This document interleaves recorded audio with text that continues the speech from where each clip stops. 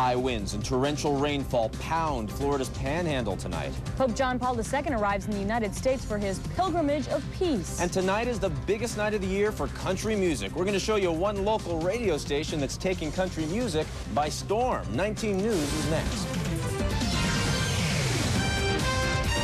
From Cleveland Television News, this is 19 News at 11. 150-mile-an-hour winds and ferocious waves are pounding the Gulf Coast tonight. That story in a moment, but first of all, the Cleveland Indians have just clinched their second playoff game. Good evening, I'm Emmett Miller. And I'm Gretchen Carlson in for Denise. The Red Hot Tribe pounded the Red Sox tonight. Jeff Phelps joins us now with more on this spectacular win. A lot of drama, a little mystery last night, right? Right. Not tonight. Indians trying to win Game 2, go up 2-0 in this best-of-5 series. Orel Hershiser started tonight. He was 4-0 in postseason games as a Los Angeles Dodger in his career, and Orel looked good tonight. Strikeout there in the 7th inning. Indians had a 2-0 lead in this point. 8th inning. Man on base for Eddie Murray. Hits it to right field off of Eric Hansen, and everybody knew that one. 2-run home run for Eddie Murray. Made it 4-0 Indians. So you go to the 9th inning, you bring in this guy, Jose Mesa. 2 outs in the inning. How about a little pop-up? Remember they clinched it with a pop-up over to third base? Right. Jim Thome catches this one, and that does it. Indians go up 2-0 on the Boston Red Sox. It's 4-0 over at Jacobs Field. So they go to Boston up 2-0. Indians need to win 1 out of 3 games at Fenway Park to advance to the next round of the playoffs. Could we have written this better? It's going well, isn't it? We'll have plenty more coming up in sports. All right, we look forward to it. All right, Thanks, 10th floor. Jeff. Now back to the chaos caused by Mother Nature at this point. Right now, the Florida Panhandle is bracing for disaster. Hurricane Opal has come ashore. And powerful winds and driving rains have people bracing themselves for the worst tonight. As Byron Harlan reports, they can't believe they're facing the second major storm in just as many months. Hurricane Opal zeroed in on the Florida Panhandle and hit with 125-mile-an-hour winds. The storm dumped buckets of rain on Pensacola and the surrounding counties, the second hurricane to hit the city in 2 months. Exactly 2 months. This after a nearly 70-year gap, because until this incredible storm season, the city had escaped the wrath of the many storms that whipped the Gulf Coast states. But Hurricane Erin and now Opal found Pensacola, the worst damage happening east of the city, where the hurricane damaged buildings and knocked over trees and stirred up the sea into a choppy, churning frenzy. It started as a storm of historic proportions, packing winds of nearly 150 miles an hour as it spun around a tightly formed eye out in the open ocean. But Opal quickly diminished into a Category 3 hurricane once it reached land. Not as bad as forecasters first thought, although it was severe enough to whip up the sea and surf and remind people once again just how nasty Mother Nature can be. Byron Harlan, CBS News, Pensacola, Florida. And hopefully hurricane season will be over soon. And let's check in now with Carrie Coleman in the Weather Center right now for the very latest on the hurricane. Carrie? Oh, I'll tell you, it has been a rough night there on the Florida Panhandle. This Hurricane Opal actually made landfall with 144-mile-an-hour wind gusts just to the east of Pensacola at Fort Walton. Now, the center of the storm is located at this point about 35 miles to the south of Montgomery, Alabama. It is packing 100-mile-an-hour sustained winds, and it is moving to the north-northeast at about 22 miles an hour. And there is still the threat of certainly very heavy rain, certainly wind damage associated with the hurricane itself, but also the threat of tornadoes here, especially just to the right or just to the east of the storm's center. And it looks like we are going to see some of this moisture tomorrow, and I'll tell you here in a few minutes how much rain we can expect, and it looks like quite a bit. Emmett? All right, thank you very much, Carrie. Elsewhere, firefighters are battling a massive wildfire on the north coast of California. This blaze has already destroyed more than 50 buildings and homes near Point Reyes, which is about 35 miles north of San Francisco. No injuries have been reported, luckily, but hundreds have been forced from their homes. Firefighters are using tankers and helicopters to try and bring this one under control. The blaze was reportedly started by an illegal campfire yesterday. More than 7,500 acres of scenic coastline have already been scorched. Another bad break for the Space Shuttle Columbia. NASA's called off tomorrow's planned shuttle launch. Hurricane Opal has squashed any hope of getting Columbia into orbit. This is the second delay for the 16 laboratory research mission. 16 days in space, it's planned. The first launch attempt last Thursday was scrubbed because of a fuel leak. 7 astronauts, 5 of them space rookies, are assigned to this flight. NASA officials hope to get Columbia into orbit by Friday morning. Meantime, Pope John Paul II says it's a great joy to be back in the United States. The pontiff arrived this morning in Newark, New Jersey, marking his 4th trip here. Thousands of school kids, along with President and Mrs. Clinton, were on hand to meet the plane. All the people of this great nation, of every race, color, creed, social condition. I pray for you all and assure you of my profound esteem. Now, Pope John Paul and the president met privately today to talk about the situation in Bosnia. Tonight, the Pope attended a prayer service at Newark's Gothic Sacred Heart Cathedral. He will address the United Nations tomorrow to mark its 50th anniversary. And it's the Jewish New Year today, and folks all around Cleveland were celebrating. Here at Temple Israel of Greater Cleveland, Rabbi Frederick Eisenberg showcased his musical talents by leading the congregation in song for this Yom Kippur service. Young and old took part in the high holiday celebration. Empty grocery bags were also handed out here for congregants to fill with food and bring back for needy families. O.J. Simpson has spoken out publicly for the first time since his acquittal yesterday. He called Larry King tonight on CNN. Eric Green joins us now with what he said and the rest of the trial aftermath. O.J. Simpson Emmett is speaking up and cashing in. Simpson called King to respond to a woman who phoned in. Johnny Cochran was the guest, asking about prosecution claims that a shadowy figure was seen moving across Simpson's driveway by limo driver Alan Park. Simpson's response? It was him walking from his front door, dropping the bags he was taking to Chicago. Simpson also says he's been reunited tonight with his young children, Sydney and Justin. It's also reported that photo rights of the reunion were sold to the Star tabloid newspaper for $1 million. Meanwhile, some jurors tonight are talking about how they reached their verdict, and the nation continues to be divided by race on whether they think justice was served, whether they're in Cleveland or Hollywood. 4 funny men, 2 white, 2 black, with serious opinions about the verdict. Humorist and trial junkie Harry Shearer of Saturday Night Live fame, who thought Simpson was guilty. Wow. I owe a reporter at the Los Angeles Times a very expensive bottle of wine. In Living Colors, Keenan Ivory Wayans. Being a celebrity will get you, a good table at a restaurant, but it is not going to get you off of 2 counts of homicide. Bill Maher of Cable's Politically Incorrect. Just because he's been found not guilty doesn't mean people really think he's innocent. Stand-up comedian Paul Mooney. O.J.'s not that good of an actor. We've seen his films. I believed him right from the beginning.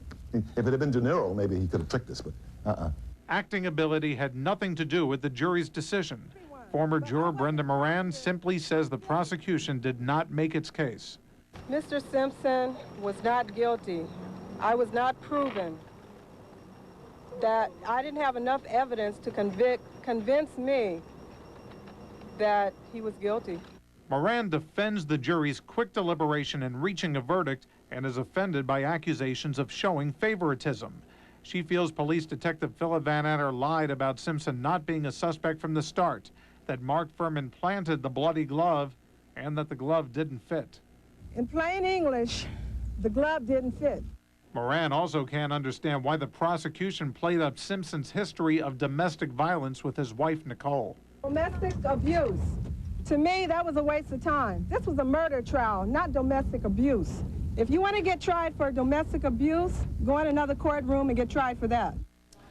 Though it was a quick deliberation, not everyone was certain of Simpson's innocence or lack of guilt. The original jury vote was 10-2 in favor of acquittal. One of the 2 holdouts was a 61-year-old white woman. Her daughter says her mother told her she thought Simpson was probably guilty, but eventually voted to acquit because Mark Furman couldn't be trusted. The L.A. Police Commission, meanwhile, is continuing to investigate misconduct by the now retired Furman and will recommend criminal charges where warranted. Emmett and Gretchen. All right, thank you very much, Eric. Strange as it may sound, especially now that the tribe has beaten the socks off of these guys for the 2nd day in a row, strange as it may sound, there are some people who are not talking tribe tonight. Coming up next, we're going to show you some folks who are immune to the fever. And a big controversy was uncorked today as Elbert Bell's bat was split in 2. Stick around, that story's up next.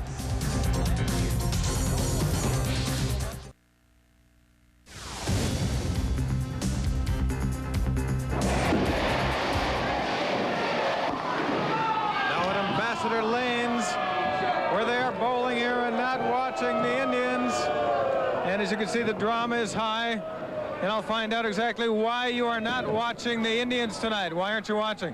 Why? Because I have to bowl. Well, as you know, the Indians are playing a very important game tonight, one that just got over. But for some folks, there's more to life than baseball. So what are the people who aren't watching the game doing? Scott Newell says lots. And he joins us now from Jacobs Field Live. Scott? Well, those of you at home probably did not go to the game. Otherwise, you would be celebrating down here tonight, as these folks are, in a wild celebration. It's kind of fun. No, you probably sat at home, maybe watched TV, or there were other things to do. Let's flip around. Ah, we're at the Palace. Something's going on here tonight. Not sure what would take these people away from the Indians. Can I ask you, what is going on here tonight? What takes you away from watching the Indians? A play. What's the play? West Side Story. Oh, that's a good reason. You're not Indians fans? Yeah, we are. How do you stay away from the tribe? I didn't have tickets. I mailed them in and I didn't get them. But it's on TV. Well, I'm going to go home and watch it after the play. Aha. Well, you're going to miss most of it, though. Well, what if it goes into overtime like last night till 2 o'clock? I'll be there. Well, there you go. You got both bases covered. All right, well, let's see where else we can go. Let's try it. Golf tonight? Yep, we're at a driving range. But why would you not be watching the Indians? New set of clubs. And I most certainly want to practice. Well, that's a good reason. All right, well, let's see what else is happening. Well, we're at the movie theater right now. Why are you not watching the tribe tonight? Well, we stayed up till 2:15 last night, and we want to do something different tonight. We're rooting for him still. And what movie is better than the tribe tonight? Devil in a Blue Dress. All right, well, enjoy. Thank you. One other thing to do, let's try something else. And then there are those who are trying to have a nice romantic dinner, like these two at Johnny's downtown, trying to get away from television, that is, until I just happened to sit in. Hello, folks. Good evening. Why are you not watching the Indians game? We only had 2 tickets to the Indians game. Rather than go ourselves, we dropped our sons off and decided to come down here for a dinner, and we'll get the blow-by-blow description from the boys when the game is over, and hopefully I'll get back to Canton before 3 o'clock in the morning. Well, I thank you for letting us interrupt this nice dinner you're having. And let's go back elsewhere. Back to Jacobs Field, where they're enjoying a very, very big celebration here. It's going to go on for another couple of hours, I think. But life does go on without it. Anyway, let's take it back to you. Back to you. You know, sometimes these things just, they don't work right. Let's go back to you, all right? Oh, well, that is cute. I especially liked when he went into the romantic dinner situation. Yeah, and, you know, the tribe's going to win anyway, whether you're watching or not. You gotta watch him, though, to give him that little spark. Well, listen, this you gotta love. Suddenly, Clevelanders are now basking in the glow of a much improved public image. Much of that is due to the Indians, of course, especially after having won tonight, and all those good impressions are taking hold nationally. Many newspapers have been running increasingly complimentary articles about Cleveland, and listen to what some national sportscasters have said over the past few nights. I mean, I love coming here. I really do now. I mean, with this new facility, and the city of Cleveland is so very proud as you look at this beautiful, beautiful park. This is great. It really is. A lot has happened to this city this past summer. The Rock and Roll Hall of Fame opening here. Downtown Cleveland, if you haven't been here in the last few years, give it a try. Yes, well, mistake on the lake, no longer. And last night's win over Boston took 13 innings, but along with the celebration, there was some controversy. It was the bottom of the 11th, the Indians down 4-3. Then Albert Bell smacks a homer to tie it up at 4, but the Red Sox cried foul, or rather cork. The ump sawed the bat in half and determined it was okay after all. That didn't make Bell very happy at all. Well, actually, you know, I would have liked for him to x-ray and give it back to me, but, you know, Bobby Brown split the bat open, so it's in 2 pieces, and he know what he can do with those 2 pieces. Now, league rep Bobby Brown says he cut the bat in half because he didn't want to hold up the game any longer after all the rain delays. The one good thing here, the Indians went on to win this game. And, of course, when the Tribe hits the road, so will 19 News. Weekend anchors Dave Barker and Gretchen here are going to be following the Tribe to Boston. They'll be covering the series. They're going to bring us live reports every night. And right along with him, sports director Gib Shanley and anchor Jeff Phelps will be in tow, so we'll have the first-rate seats on everything that happens as it happens. That's a good way to put it. Yes, we're going on Friday, and we'll be there with all the action with the Tribe. 10-4. Well, do you like a little country music? If so, many of you were probably watching the Country Music Awards tonight, right here on Channel 19. Coming up next, we're going to tell you exactly which local radio station was named the country music station of the year. Stay tuned. Gretchen and I will be right back.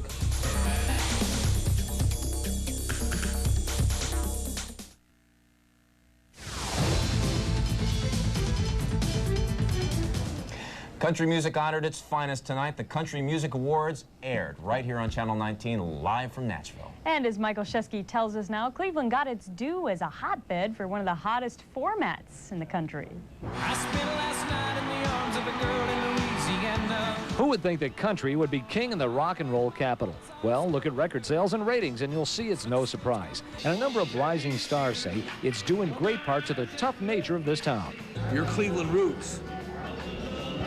We'll get you. We'll prepare you for anything that comes down the road out there.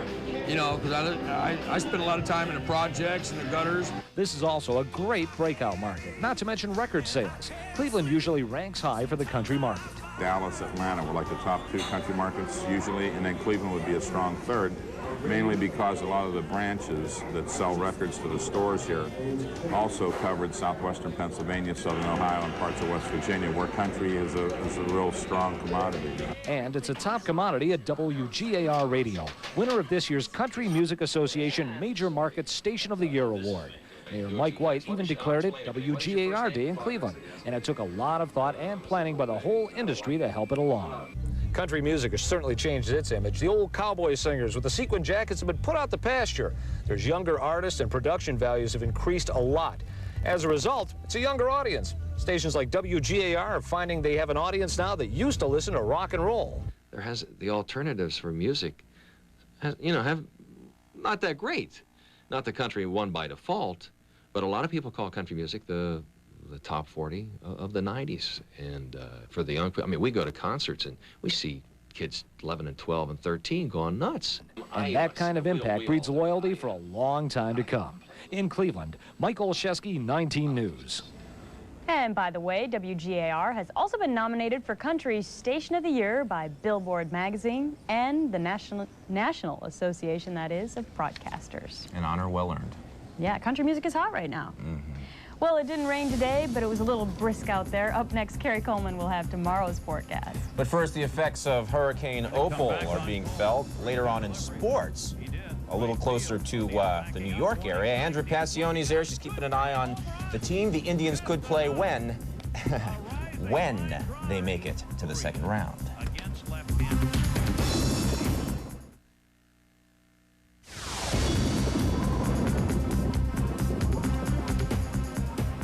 Could have been a worse day. Could have been raining all day, but we had clouds. It certainly felt like fall out there. A little bit below what we typically average this time of year for a high temperature, 63 for a high temperature. The low temperature, though, fairly mild with the cloud cover and the rain last night, 57 for a low temperature this morning, although we've fallen a bit below that right now. Your record high temperature on this date, 88, and 33, our record low temperature, not close to either one of those. There's your sunrise and sunset. Now, as we take a look at Earthwatch 3D, you can certainly see the massive moisture associated with Hurricane Opal, which made landfall a couple of hours ago right on the Florida coast and is moving on to the north-northeast at about 22 miles an hour, right now packing about 100-mile-an-hour winds. While it's not raining right here, right now, it is cloudy. We are certainly going to see the rain from Opal, all that moisture, work up in this general vicinity, and it looks like tomorrow is going to be a very rainy day. As a matter of fact, we could even see some heavy rain. Now, as we take a look at some more satellite radar pictures here across the general area, you can see a lot of cloudiness. In fact, this high-level clouds, the grays, the low clouds, the white, the bright white, the high clouds there. The high clouds actually associated with Opal, and you can see some of the moisture now coming up across the Tennessee Valley up toward the Ohio Valley, slowly working up this way. It looks like for the rush hour tomorrow, we are looking for some pretty wet conditions, and then through the day, kind of wet into about the first half of Friday. But right now, cloudy skies out there, 56 degrees, as cool as we've been all day. 93% the relative humidity, the dew point temperature at 54 degrees. Winds out of the northeast at 8 miles an hour. We've got a rising barometer. Mansfield right now at 54 degrees. Checking in right on the lake, Burke Lakefront Airport at 59 degrees, 53 over at Youngstown, and 54 at the Akron-Canton Airport. Now, our forecast weather map for tomorrow, yeah, it's going to show you a lot of rain. The remnants of Opal will be nearing the Ohio Valley. It is going to be sliding up to the north and a little bit to the north and east. It looks like it's going to bring, in fact, flooding rains, really potentially devastating flooding rains for Appalachia in the next couple of days. And then right along the stationary frontal system, we're going to see the remains of Opal track on to the north and east. And it really looks like the game Friday in Beantown, Boston, is in jeopardy of a rainout. That's a possibility right now. Now, tomorrow we are going to see some fairly heavy rains across this area, anywhere from about an inch, maybe a little bit less than an inch across western Ohio, to maybe a couple of inches here in central Ohio and northeastern Ohio and southeastern Ohio, potentially up to about 3 inches of rain. So a lot of the wet stuff headed this way. We saw about 69 hundredths with yesterday's rain, last night's rain. 54 for a low temperature overnight tonight with mostly cloudy skies, rain for the rush hour tomorrow morning, and for the high temperature tomorrow, not too much warmer with all the rain coming up. 65 and a very wet day, and again, some of that rain certainly could be on the heavy side. As we take a look at the forecast for the next 5 days, you are going to see a pretty nice weekend in store, though. We're going to dry out. Saturday and Sunday looking both nice. Temperatures, at least for the highs, in the 60s. We head toward Monday, another chance of a shower, but at least right now the weekend looks nice. But I'll tell you, it doesn't look so nice Friday night in Boston. Maybe we'll bring him some good luck since we're going to go out there with him. Well, I hope you do, but make sure you take your umbrella. Except, of course, this team doesn't need luck. Oh, that's true. We can go. Keep away the rain. There we go. And speaking of that, the Tribe highlights are going to be coming up next. Back in a minute.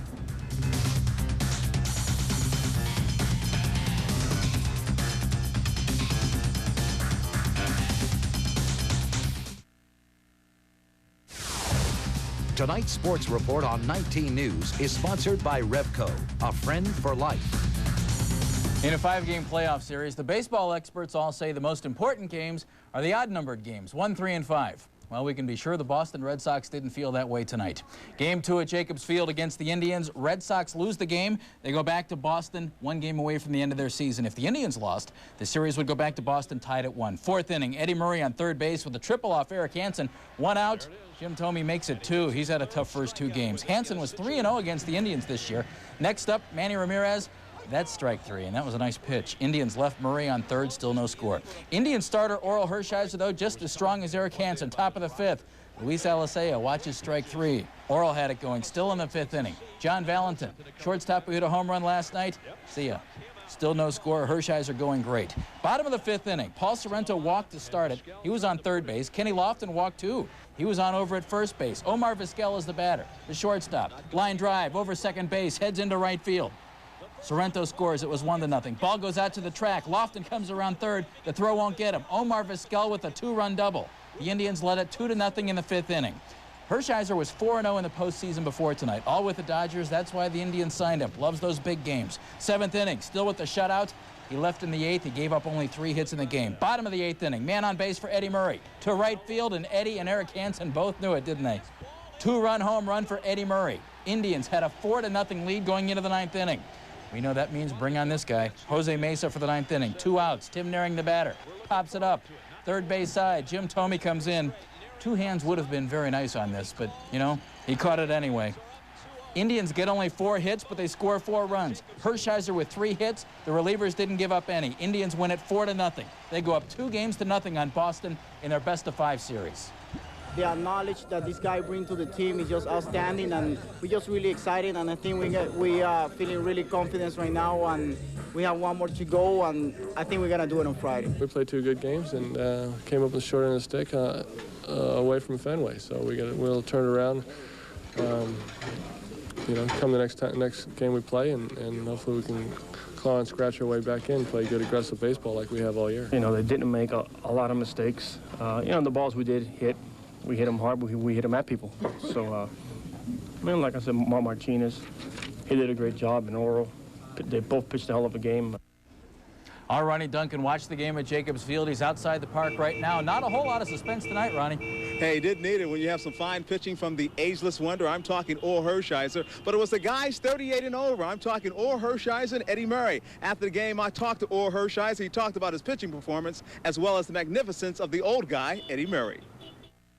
It did pay some dividends. The changeup that I've been working on and some cut fastballs and some different things that I've used on people that they haven't seen really have worked out well, and that's exciting to see that hard work pay off. You know, when you talk about being a playoff team and getting into a position the way that you guys dominate tonight, what a good sign. You've got Omar, the little guy, getting a big hit, and Eddie, I tell you what, the ageless wonder continues to produce miracles. This guy is fantastic. If they don't realize in this town how important this guy is for our team, not only what he produces on the field, but off the field, on the bench, in the locker room, on the airplane, in the hotel, no matter where he is, this guy has an impact. And I just hope they bring him back next year. I mean, that's such a big thing. That's a big deal. He's, you know, they talk about Carlos being the heart and soul of this team, but Eddie is, you know, a lot of that heart and soul also. All right, Eddie Murray hit .323 for the season, 21 home runs and 82 RBIs tonight. He definitely exemplified what he's all about. Another note about Orr Hershiser before I leave, he had 7 strikeouts. That's a playoff high for any Indians pitcher. The last Indian to do that many was 1954. That was Bob Lemon. Once again, a 3-hitter for Orr Hershiser, and the Indians win it, Jeff, 4-0. Okay, Ronnie, thanks much. The American League decided that home field advantage in the first round was just the first 2 games at home, so the series now goes to Fenway Park for the next 3 games if they're needed. Game 3 is Friday night. It'll be Charlie Nagy against Tim Wakefield. National League Dodgers were trying to do something against the Cincinnati Reds, maybe even things up at 1. They had some trouble yesterday, little trouble again today. We're going to take a look at these highlights. Nagy, of course, hasn't pitched in Boston in over 3 years. Here we go, Los Angeles. Looking fun, wasn't it? This is Reggie Sanders for the Reds early on. Dodgers were up 1-0, but a 2-run home run for Reggie Sanders made it 2-1 Reds. They win it 5-4, so they go up 2 games to nothing on the Dodgers. And the Braves win tonight over Colorado. They go up 2-0 on the Rockies. And the Mariners and the Yankees are tied up right now in the 10th. Thanks a lot, Jeff. David Letterman's coming up next, folks. Good night. Have a great night.